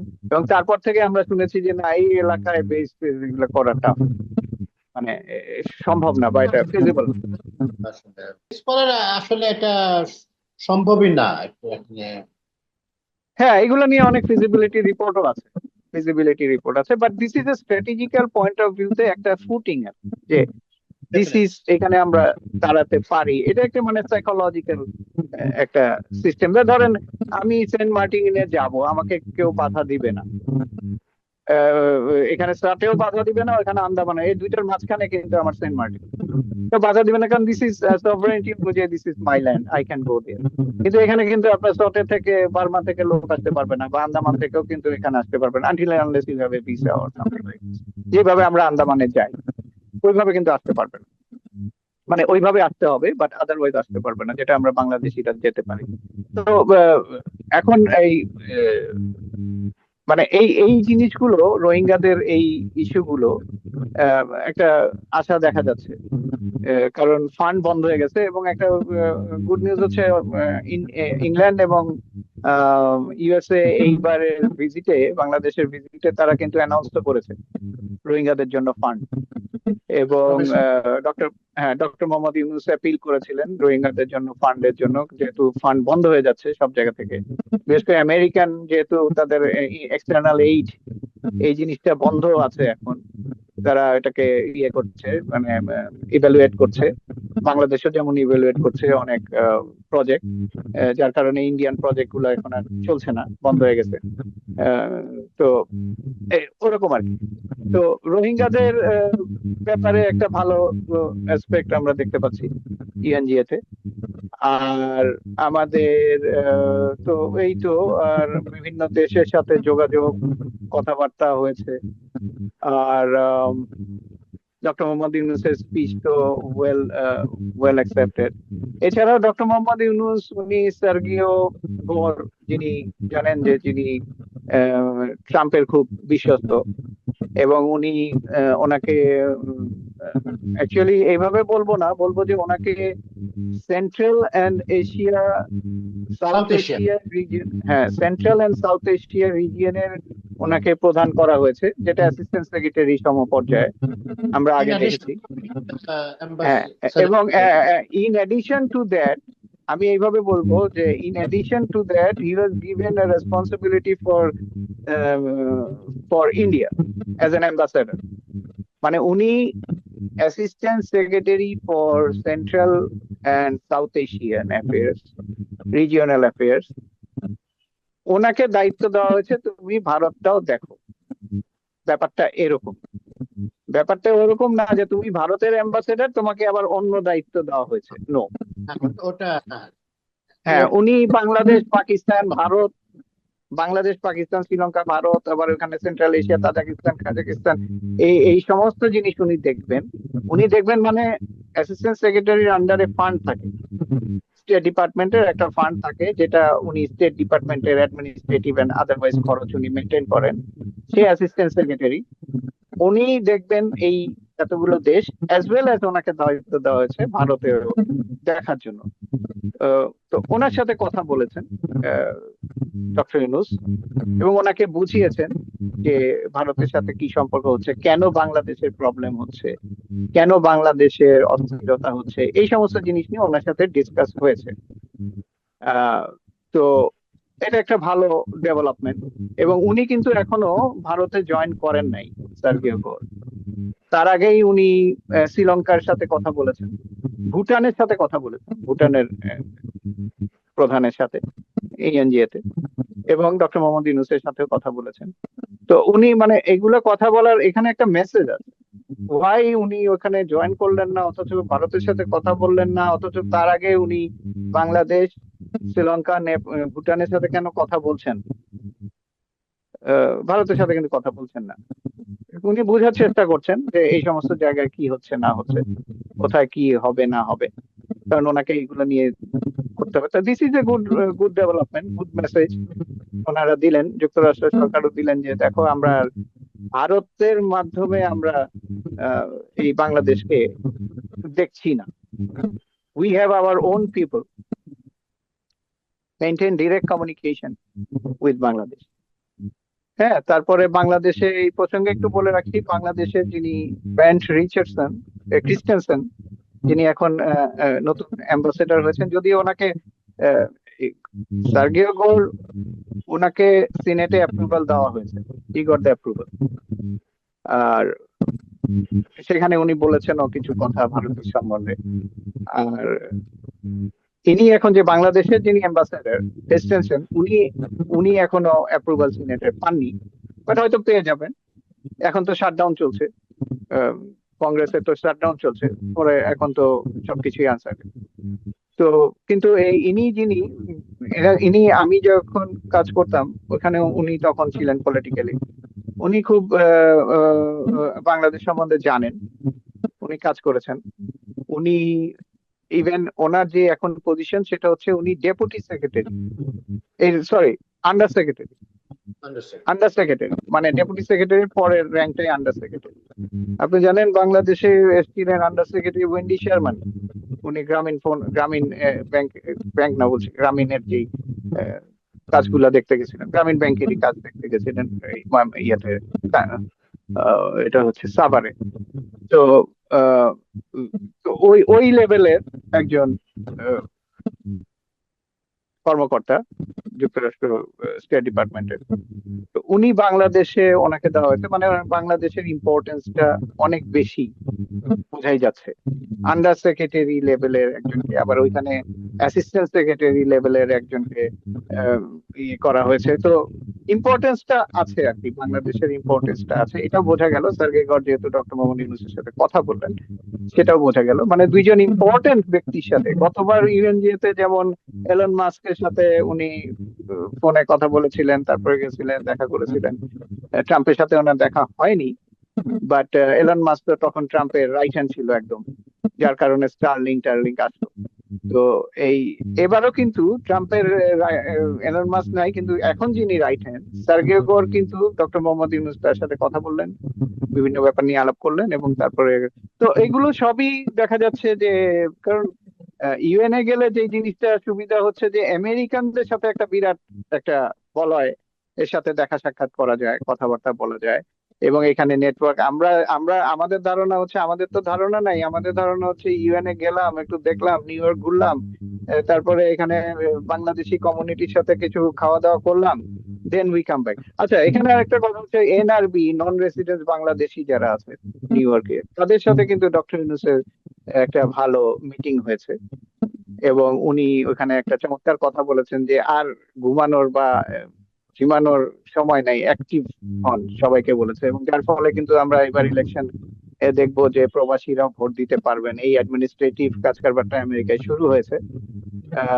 এটা কিছু কিছু প্রসেসিং লাগবে, ডকুমেন্টেশনে, এগুলো সবই তো ভালো উদ্যোগ, ভালো কাজ।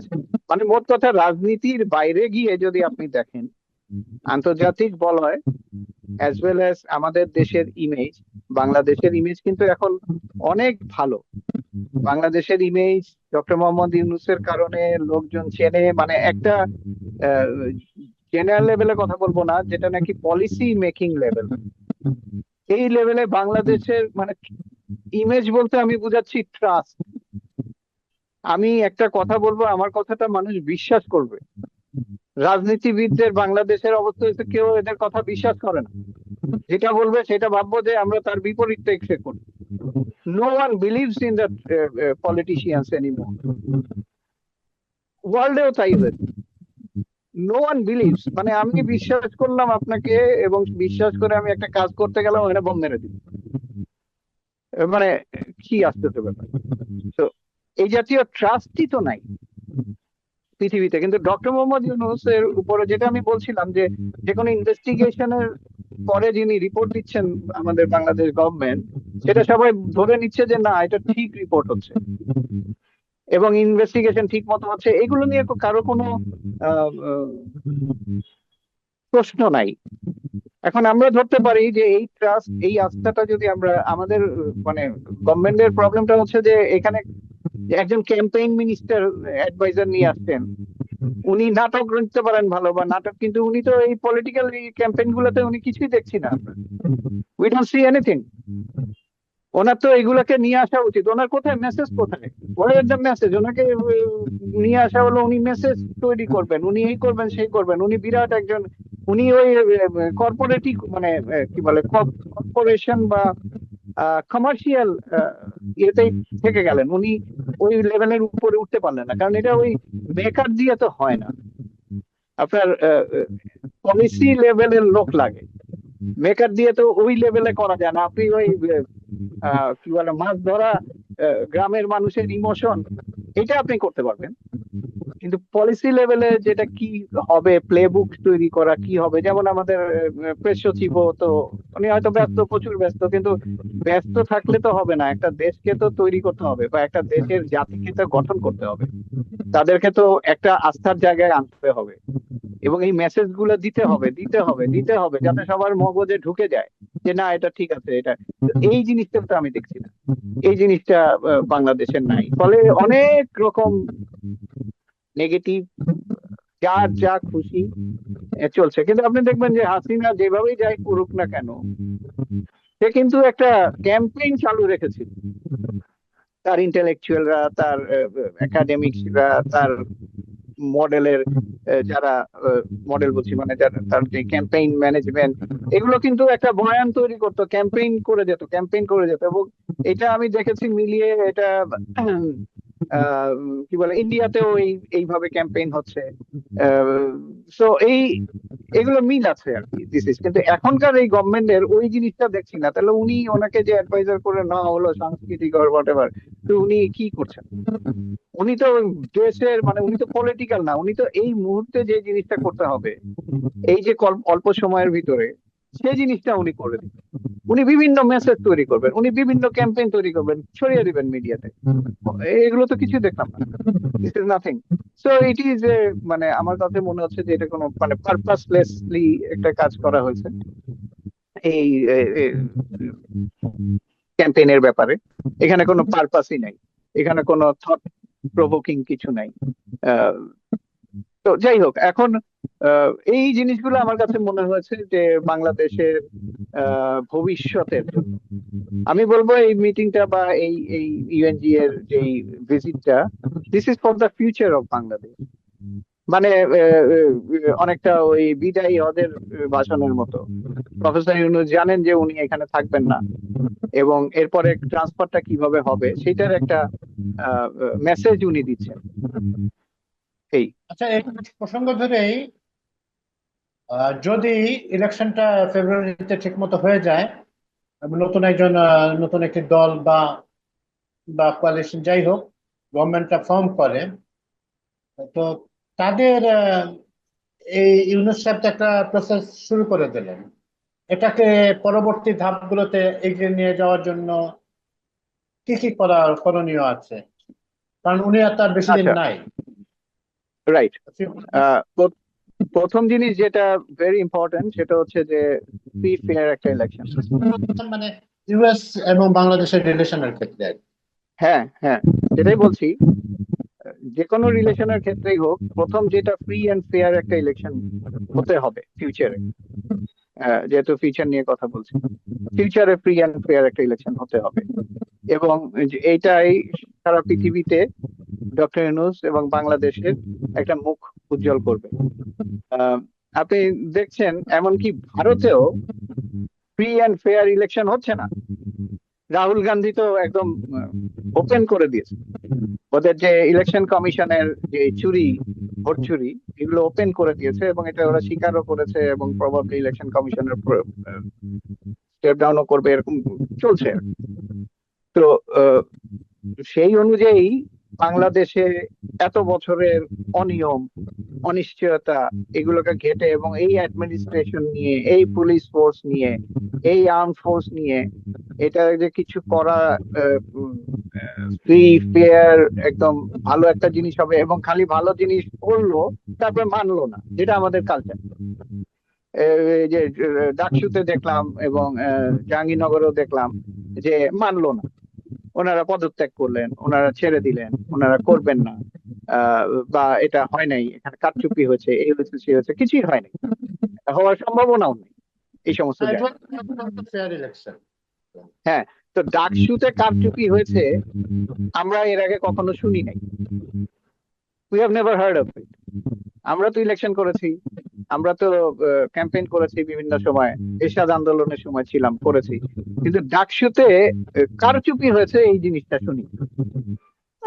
জিতে নাই, এই হয় নাই, সেই হয় নাই, সেগুলো হয়েছে, কিন্তু কারচুপি তো শুনিনি, এই প্রথম শুনলাম বিএনপি বলছে কারচুপি হয়েছে, বা ও বলছে। তো এ তো আমরা মানে এই ট্রেন্ড, আপনি যদি পুরান ট্রেন্ডটাকেই ধরে নিয়ে চলতে থাকেন, তাহলে ভবিষ্যৎ কিভাবে করবেন? ভবিষ্যৎ তো ভবিষ্যৎ, নতুন নতুন জিনিস করতে হবে, এই পুরান জিনিস দিয়ে তো আপনাকে মেনে নিতে হবে রে ভাই। যাই হয়েছে, কারচুপি হোক আর না হোক, হোয়াট এভার, যদি আপনি একটা মডারেট স্টাইলে আপনি যদি এগ্রি করেন I am going to this election, এবং আপনি যদি এগ্রি করেন যে হ্যাঁ আমি এরকম এরকম ভাবে এই জিনিসটা হতে চাই, করতে চাই, এই ইমিডিয়েট, ওই যে আমি 2 দিন আগে একজনের ইন্টারভিউ শুনছিলাম, ওই যে ব্রিগেডিয়ার, উনি উনি যে আজ আজমি আহ, আজমি স্যার গোলাম আজম সাহেবের ছেলে, আজমি আজ আজমি আজমি, হ্যাঁ ঠিকই আছে। তো উনি উনি বলছিলেন যে সবাই, জামাত সুদ্ধা সবাই মনে হচ্ছে যেন ক্ষমতায় যাওয়ার জন্য ক্ষেপে উঠেছে, মানে সবাই ক্ষমতায় যেতে চায়। এটা তো ঠিক না। আমি রাজনীতি ক্ষমতায় যাব ঠিক আছে, তারপরে আমি সবাইকে ইয়ে করবো, কারণ বিরোধী দলে থেকেও তো রাজনীতি করা যায়। ধৈর্যটা তো দরকার। যেমন আমি যদি এনসিপির কথা বলি, এদের তো ক্ষমতায় যাওয়ার কোনো ইয়ে নাই, মানে উপায় নাই, এদের বিরোধী দলে থাকতে হবে। They have to learn from the street. তারা অপোজিশন করতে, তাদের তো মাইন্ডসেট হওয়া উচিত যে আমরা কিভাবে বিরোধী দলে যেতে পারবো, ক্ষমতায় না। ক্ষমতায় যাওয়ার যোগ্যতা এদের এখনো অর্জিত হয়নি, মানে in terms of experience, in terms of মানুষের আস্থা, ইন টার্মস অফ ট্রাস্ট, হয় নাই। কারণ আপনি যেহেতু ফিউচারের কথা বলছেন, ফিউচারে আপনাকে কি করতে হবে? ফিউচারে আপনাকে তো, বাংলাদেশ তো not a spot for politics. Spot for politics is world arena. আমার পাশে ভারত, এখানে বার্মা, ওইখানে সেভেন সিস্টার্স, এদিকে পশ্চিমবঙ্গ, উপরের বা বিভিন্ন জায়গায় চীন, পাকিস্তান, নেপাল, ভুটান আমাদের সাথে সাথে লাগানো। মেঘালয় তো আমাদের উপরে ছাদ হিসাবে আছে, পাহাড় তো মেঘালয়। তো সমস্ত বৃষ্টি ওইখান থেকেই আমরা পাই, মেঘালয় থেকে যা পানি আসে ওইখান থেকে আসে। তো এই জিনিস, জিওগ্রাফি, হিস্টোরিক্যাল অ্যানালাইসিস, এই আন্ডারস্ট্যান্ডিং কোন দেশের সাথে আমার কি হবে, তার সাথে কোথায় যে আমি কি ডিল করব, যুক্তরাষ্ট্রের সাথে আমার সম্পর্ক কি হবে, অন্যান্য রাশিয়ার সাথে, চায়নার সাথে, বিভিন্ন জায়গার সাথে আমি কিভাবে সম্পর্ক করব, কিভাবে ব্যালেন্স করব, এগুলো তো more important than what we are doing in our village level politics. এগুলো এখন কিছুই না আমাদের। এইটা ঠিক থাকলে, যেমন বাংলাদেশ আজকে তো উড়েই যেত, শেখ হাসিনা চলে যাওয়ার পরে উড়েই যেত বা পানিতে ভেসেই যেত বাংলাদেশের জনগণ, কিছুই হতো না। কিন্তু just because doctor Mohammad Yunus was there, সবাই ওনার উপরে ট্রাস্ট রেখেছে, আস্থা রেখেছে, এবং ইন্টারন্যাশনালি বাংলাদেশ খুব পাওয়ারফুল একটা অবস্থায় চলে এসেছে বিকজ অফ ট্রাস্ট। এটা খুব ইম্পর্টেন্ট। পলিটিশিয়ান বা যেই হোক, কোনো লিডার হোক, তাকে যদি ওয়ার্ল্ড ট্রাস্ট না করে, যেমন ইন্ডিয়াকে এখন অনেকেই ট্রাস্ট করছে না, বিভিন্ন কারণে করছে না, তার ওই পলিসির কারণে, একবার এখানে তো একবার ওইখানে, এই কথা হলো সাথে change. Pakistan on the other hand দেখেন, এত খারাপ অবস্থা, এত অর্থনৈতিক ভাবে খারাপ অবস্থা, রাজনৈতিক ভাবে খারাপ অবস্থা। খারাপ অবস্থা বলবো মানে বিভিন্ন ভাবে ইমরান খান এখনো জেলে রয়ে গেছেন, ওটাকে তো ভালো অবস্থা বলা যায় না। এত বড় একজন রাজনীতিবিদ এবং এত বড় একজন মানে কি বলবো সেলিব্রিটি, তো ওনার তো তারপরেও দেখেন পাকিস্তান কি মানে, এ কিন্তু ট্রাস্ট মেনটেন করে কাজ করছে, যে হ্যাঁ আমার এই প্রবলেম আছে, তুমি আমার প্রবলেমটা জানো, আমার এই প্রবলেম আছে, আমি এই প্রবলেমে কিভাবে তোমাকে, এর ভিতর দিয়ে কিভাবে তোমাকে হেল্প করতে পারি। যেমন রাশিয়ার সাথে ডিল হচ্ছে কিন্তু পাকিস্তানের কোনো প্রবলেম হচ্ছে না, চীনের সাথে ডিল হচ্ছে কোনো প্রবলেম হচ্ছে না, আমেরিকার সাথে ডিল হচ্ছে কোনো প্রবলেম হচ্ছে না। আমেরিকা তো মহা খুশি, মানে গ্রেট ম্যান, মানে ইনক্রেডিবল, মানে এই সমস্ত কথাবার্তা বলছে পাকিস্তানকে নিয়ে। পাকিস্তান তাদেরকে রেয়ার আর্থ ম্যাটেরিয়াল নিয়ে দেখিয়ে দিচ্ছে যে হিয়ার ইট ইজ, শিপমেন্ট পাঠিয়ে দিয়েছে, যে আমি অলরেডি পাঠিয়ে দিয়েছি তোমার। ওই এগ্রিমেন্ট নেগোসিয়েশনের ধার ধারছে না। যেমন এটা বলতে বলতে চলে আসছে, ভালো, চলে আসাটা ভালো। বিডি, বাংলাদেশ এবং ইউএসএ এর যেই মিলিটারি কোঅপারেশন, এটা অনেক দিন ধরেই আছে, মিলিটারি কোঅপারেশন। এবং মিলিটারি কোঅপারেশনের দুইটা চুক্তি সই করার কথা বাংলাদেশের, অনেক দিন ধরেই এটা ক্যাম্পেইন ছিল। আমি নিজেও জড়িত ছিলাম ক্যাম্পেইনে, মানে মিডিয়াকে বোঝানো। জেনারেল 3 স্টার 4 স্টার জেনারেলরা সব এশিয়া প্যাসিফিক কমান্ড জোন থেকে এসছেন, তাদের সাথে সিরিজ অফ বৈঠক আমি করিয়েছি বাংলাদেশ মিডিয়ার সাথে। সেটা হচ্ছে আকসা, অ্যাকুইজিশন ক্রস সার্ভিস এগ্রিমেন্ট। যেটা আপনি কিছু নিবেন, আহ, ধরেন তেল নিলেন, বাংলাদেশের থেকে তেল নিল, আমেরিকান জাহাজ আসলো, এসে রিফুয়েলিং করলো, এরকম আরো কিছু কিছু সার্ভিস লেভেল এগ্রিমেন্ট, এটা আহ, করতে হয় আমেরিকার মিলিটারির সাথে যোগাযোগ করতে গেলে। আরেকটা হচ্ছে জিসোমিয়া। জিসোমিয়াটা হচ্ছে general security of military information agreement, GSOMIA. এইটা হচ্ছে যে আপনি যে টেকনোলজি ট্রান্সফার করবেন, এটা অনেক ডিপ লেভেলের টেকনোলজি। ধরেন আমেরিকান জাহাজ কিনলেন, কেনার ক্ষেত্রে কিন্তু টেকনোলজি ট্রান্সফার করলেন, এগুলো করলেন, তখন এটা আহ, লাগে, কাজে লাগে বা দরকার হয়। ইন্ডিয়া কিন্তু দুইটাই সাইন করেছে, আকসা এন্ড জেসমিয়া। ইন্ডিয়া একদম ডিপ ওদের সাথে, আমেরিকার সাথে জড়িত।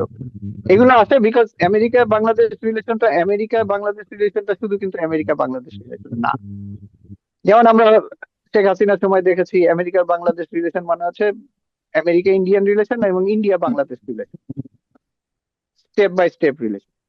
এখন এটাকে আমেরিকা বাংলাদেশ রিলেশন বলা যায়, যেতে পারে, বা আশা করছি হবে, এরকম একটা ব্যাপার। ইন্ডিয়ার বলয় থাকে, তারা সরে আসবে। বলয় মানে ইন্ডিয়ার চোখে দেখা থেকে সরে আসবে। তো এই আকসা মানে জিসোমিয়া যে ইন্ডিয়ার সাথে এই মুহূর্তে তো তারা ইন্ডিয়ার চোখ দিয়ে বাংলাদেশকে দেখছে না। না দেখছে না। হ্যাঁ, দেখছে না মানে শুরু হয়েছে প্রসেস, কিন্তু বলছি যে ভবিষ্যতে আমরা আশা করতে পারি যে এই প্রসেসটা কন্টিনিউ করবে। কারণ তো মাত্র তো শুরু হলো। আপনার শুরু হতেও আমেরিকা তো একটা বিরাট ইয়ার মতো একটা মানে অ্যাকচুয়ালি ইন ওয়ান সেন্স মহা একটা ব্যাপার। মানে ওটা মুভ করতেও ইউনো সময় লাগে। যে কোনো জিনিস আহ, হুটহাট করে চলে যাওয়া যায় না। এটা একটা সময় লাগে, ওর একটা ইনস্টিটিউশন আছে। এটা চায়নার মতো না। চায়নার আছে, ইনস্টিটিউশন আছে, অনেক কিছু আছে, কিন্তু দে ক্যান বাইপাস দোজ। তো but interestingly Bangladesh ACSA sign করেছে। আকসা করছিল না, পরে সাইন করেছে। কেন করেছে? ওই যে ইউএন পিস মিশনের জন্য। পিস মিশনে যে আমেরিকান অনেক কিছু জড়িত আছে, আমেরিকান অনেক ভেহিকেল, অনেক ট্রান্সপোর্ট বা অনেক কিছু আছে, তেল টেল অনেক কিছু আছে, যেখানে বাংলাদেশ নিজস্বতা নিজস্ব বাইলেটারালি ইউএন এর হলেও বাংলাদেশ এটা ইউজ করতে পারবে না যতক্ষণ এই চুক্তিটা না করে। এটা করেছে, এটা 2023-এ প্রবাবলি করেছে চুক্তিটা। আর জিসোমিয়া এখনো করেনি।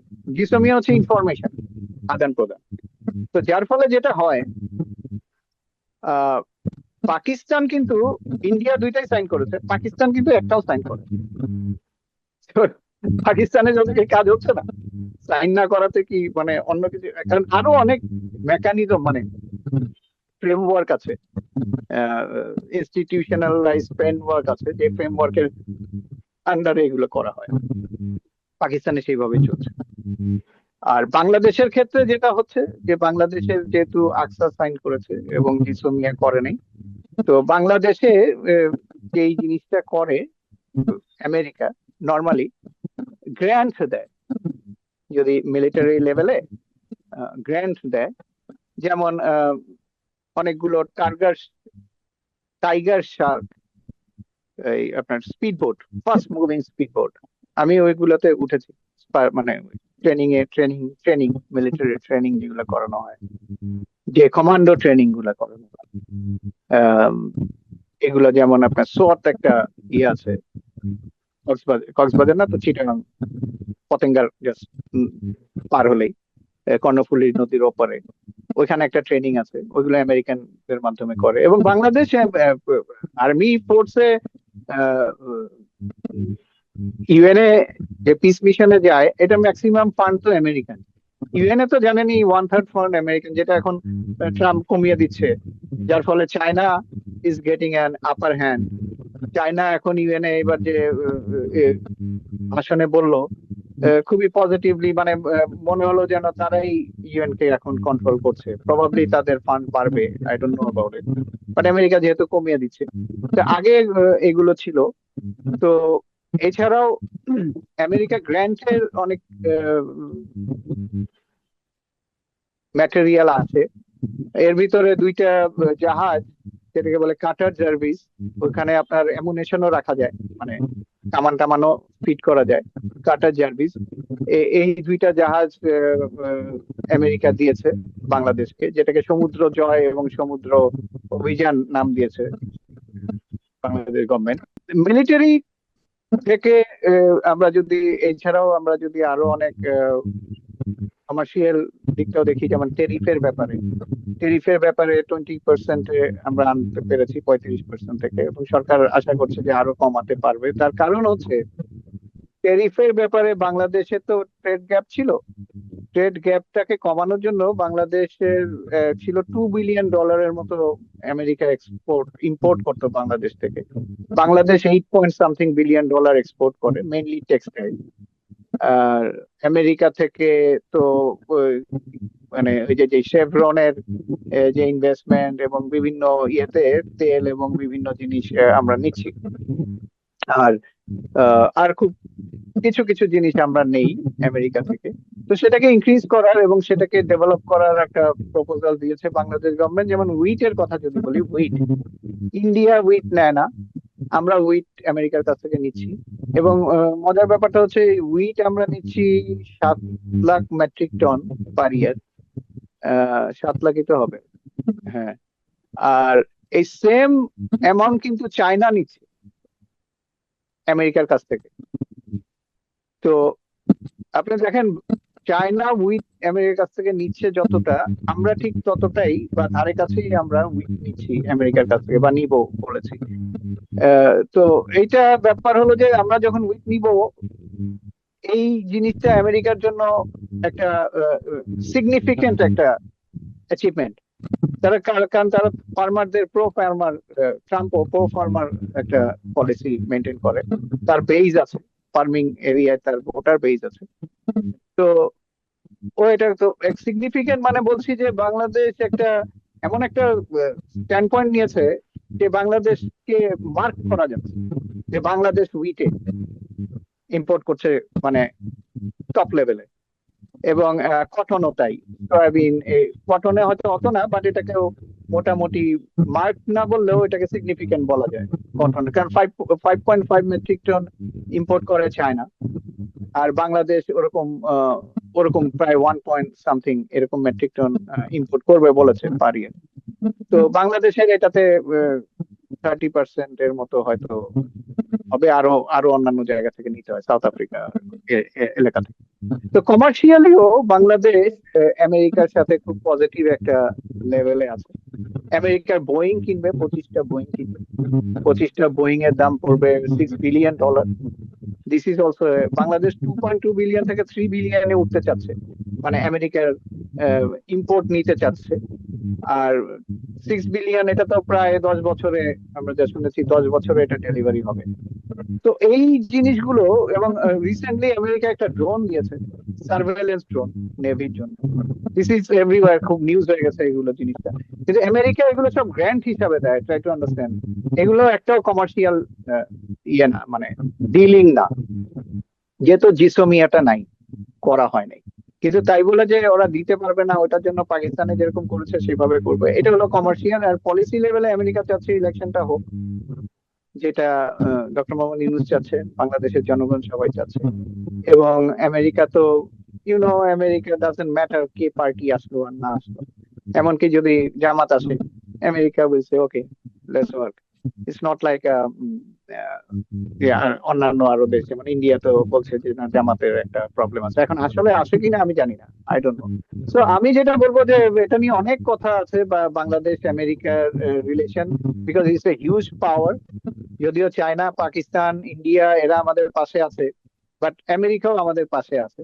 রোহিঙ্গা ইস্যুটা একটা বিরাট ইস্যু, যেখানে আমাদের তো অবশ্যই আমেরিকান সাপোর্ট করছে, এবং আমাদেরও আমেরিকাকে সাপোর্ট করা উচিত বিভিন্ন কারণে। এখানে যদি বেইজও থাকে, বেস তো নাই, যদিও ওই জিসোমিয়া আকসাতে কোনো বেস নাই যে বেস থাকতে হবে, ওরকম কিছু নেই। কিন্তু এটা, এই ভয়টা ছিল বাংলাদেশিদের, বেস করে ফেলবে, এই করে ফেলবে। আর যদি বেসও থাকে, ওটা তো আমাদের সিকিউরিটির জন্য দরকার। আমাদের সিকিউরিটির জন্য খালি না, আপনি দেখেন পুরো মিডল ইস্টেই আমেরিকার বেস করে রেখেছে। তা ওরা কি, ওদের কি মানে কাতার, সৌদি আরব, এদের কি সিকিউরিটি চিন্তা নাই? এদের কি সার্বভৌমত্ব চিন্তা নাই? শুধু আমাদের আছে। একমাত্র বাংলাদেশের সার্বভৌমত্ব চলে যাবে, পৃথিবীর আর কোনো সার্বভৌমত্ব কিন্তু যাচ্ছে না, আমরা দেখছি না। আর কোনো প্রবলেমও হচ্ছে না, বরঞ্চ সুবিধা হচ্ছে, because they ask for it. Trillion trillion dollar দিচ্ছে কাতার। তো এইটুকু বলে আমি আজকের মতো শেষ করতে চাই। যদি বাংলাদেশ আমেরিকা নিয়ে কথা বলার অনেক প্রসঙ্গ আছে, অনেক ভাবে কথা বলা যায়।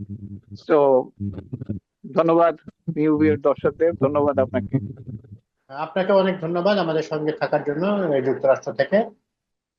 তো আশা করি দর্শক এটা আমাদের আলোচনার মাধ্যমে অনেক কিছু আপনাদের যা জানতে পারলেন, এবং আমরা ভবিষ্যতে এটা নিয়ে আবারও বসবো। যেমনটি অভিক চৌধুরী বললেন যে আসলে এটা অনেক ভাস্ট বিষয়, এটা নিয়ে আলোচনার আরো ব্যাপক আলোচনা হওয়ার সুযোগ রয়েছে। আমরা এরকম ব্যাপার আছে যে আমাদের আসলে বোয়িং কেনা কতটা দরকার, বা আমরা ওয়েট কিনে যে আমরা ট্যারিফ কমিয়ে আমরা কি অ্যাকচুয়ালি বেনিফিটেড হলাম কিনা, সেগুলো আমাদের আলোচনা আসতে পারে এবং অন্যান্য বিষয়ে আলোচনা আসতে পারে। লেটস সি আমরা কি করা যায়। আচ্ছা, খুদা হাফেজ।